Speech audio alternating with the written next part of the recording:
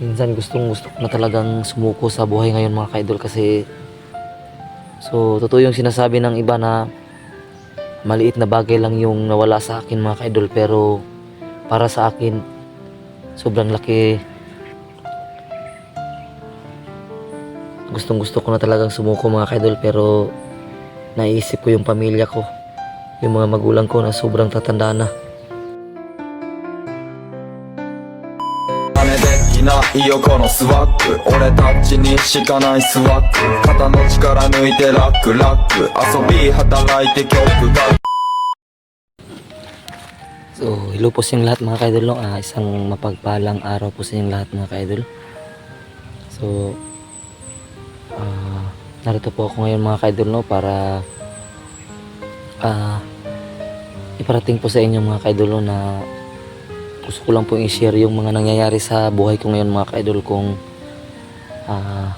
okay pa ba no yung nangyayari sa atin, o kailangan na ba nating sumuko, no? Kasi minsan talaga ang mga pangyayari sa ating buhay mga ka-idol, no, hindi natin maiisip na mangyayari, no. Minsan masasabi na lang natin na parang gusto ko nang sumuko, parang gusto ko nang umayaw sa pagiging mabuti, no. Parang gusto ko nang gumawa na rin ng masama, no, dahil po sa mga nangyayari sa ating buhay, no. Pero kahit gustuhin ko man na mangyari mga ka-idol, no, na ang ganong pangyayari, no, na talagang hindi talaga patas yung buhay dito sa mundo, no. Hindi pa rin rason na gumawa tayo ng masama. Kasi yung nangyayari sa aking buhay mga ka-idol, hindi ko talaga lubos maisip na mangyayari, no. Yung tipong lumalaban na tayo ng patas para sa ating pamilya, doon pa tayo mas lalong bibigyan ng pagsubok na halos hindi natin kakayanin, no. Totoo yung sinasabi ng iba na maliit na bagay lang yung nawala sa akin mga ka-idol, pero para sa akin sobrang laki ng bagay na yun mga ka-idol, no. Kasi sobrang laki ng naitutulong ng bagay na nawala sa akin mga ka-idol sa ngayon. Kasi yung bagay na yun yung ginagamit ko pang araw-araw, hindi lang sa pang araw-araw na trabaho, pati na rin sa aking mga extra mga ka-idol, no, para magkaroon ng kita. Pero biglang nawala ng isang idlap, no, dahil sa mga masasamang tao, no. Minsan nga naisip ko na paano kung gawin ko rin yun sa kanila, no, na kumbaga gusto kong gumanti mga ka-idol, no, pero hindi ko kayang gawin kasi may pamilya na ako. Mahirap gawing komplikado yung buhay ko. Minsan gustong-gusto ko na talagang sumuko sa buhay ngayon mga ka-idol, kasi kung kailan pa tayo lumaban ng patas, doon pa tayo mas lalong luluklok sa kasamaan, no. Alam ko yung iba dyan na hindi nakakaintindi sa atin na ito nangyari, kasi tulad ng sabi ko kanina, sasabihin nila na sobrang liit na bagay lang yun, no. Pero para sa akin sobrang laki talaga ng bagay na nawala sa akin, kasi doon ako kumukuha ng pang araw-araw para sa pamilya ko. Doon din ginagamit ko rin yung bagay na yun para makapunta at palaging makumusta yung mga magulang ko. Masakit lang sa akin mga ka-idol, no, kasi pinaghirapan ko yung bagay na yun. Hindi lang ako, tinulungan ako ng nanay at tatay ko para makabili ng bagay na yun, pero isang idlap nawala.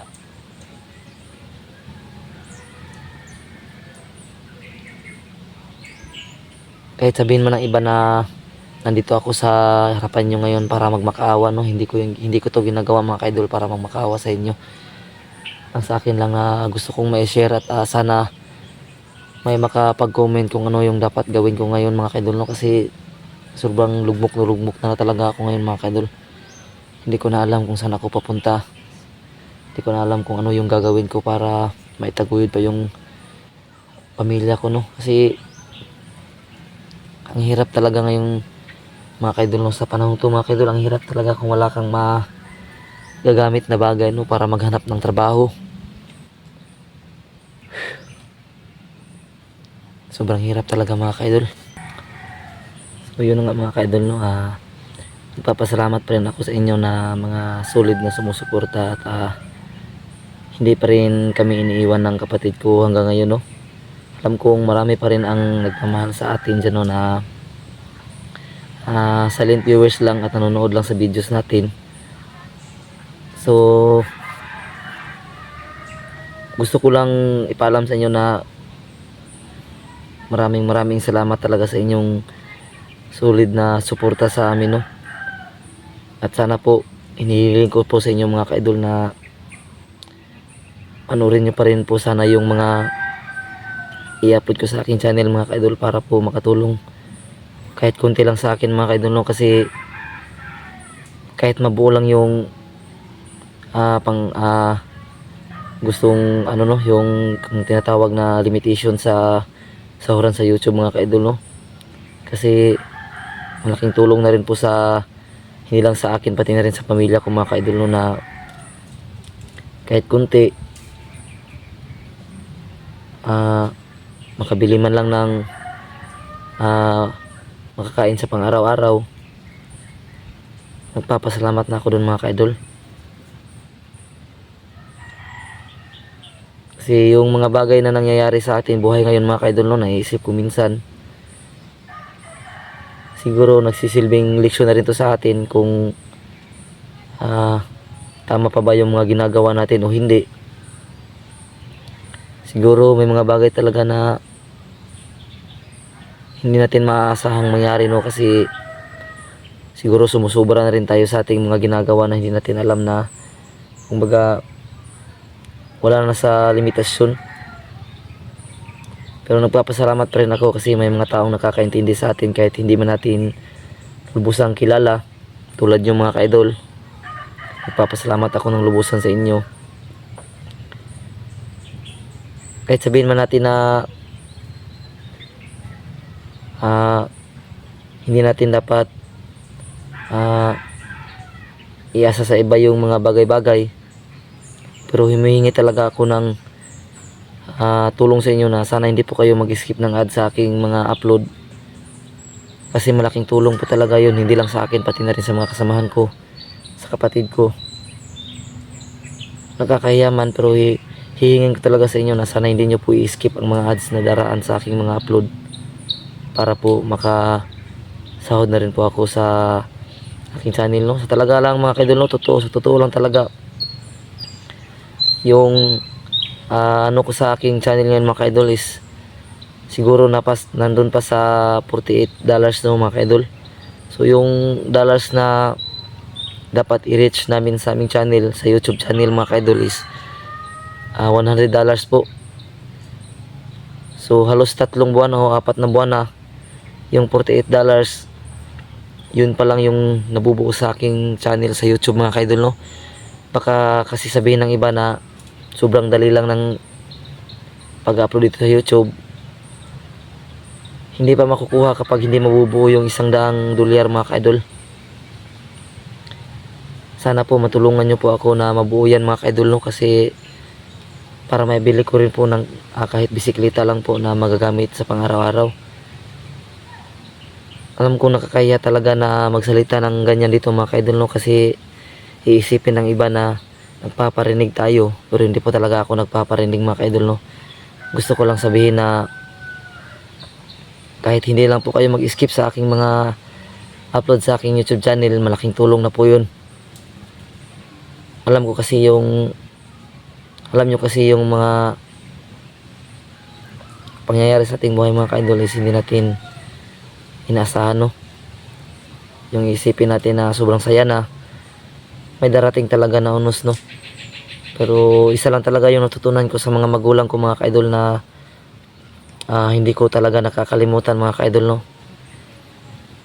Na kahit anumang mga problema na darating sa ating buhay, kahit gaano man yan kalaki, kahit gaano man yan kabigat, wag natin kalimutan ang Panginoon sa ating buhay, no.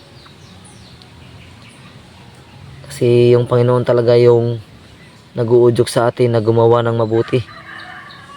Tulad ng sabi ko kanina mga kaidol na minsan naisip ko na hantingin yung mga nagnakaw sa aking sasakyan, no. Minsan naisip ko na hanapin sila at para gantihan. Pero palaging pinapaalala ng magulang ko na ipagpasa Diyos na lang ang lahat. Kasi walang imposible sa Panginoon, no? Kung mayroong kalungkutan na darating sa buhay, ang kaakibat naman nun ay kasiyahan. So sana po talaga suportahan nyo pa rin po yung mga upload natin, no? Kahit hindi na lang po sa pag-skip ng ads po, malaking tulong na po talaga sa amin yun. Hindi ko po kalimutan yung mga taong sumusuporta, nanonood sa mga videos namin. Maraming salamat po talaga sa inyong lahat, mga ka-idol. So hanggang dito na lang tayo, mga ka-idol, no? Sana po may makapag-suggest po kung ano yung dapat gawin sa mga nangyayari sa buhay ko ngayon. Gustong gusto ko na talagang sumuko, mga ka-idol, pero naiisip ko yung pamilya ko, yung mga magulang ko na sobrang tatanda na. Sino ang nalapitan nila kapag mawala tayo? Sobrang unfair talaga ng mundong ibabaw. Pero kailangan pa rin nating lumaban ng patas.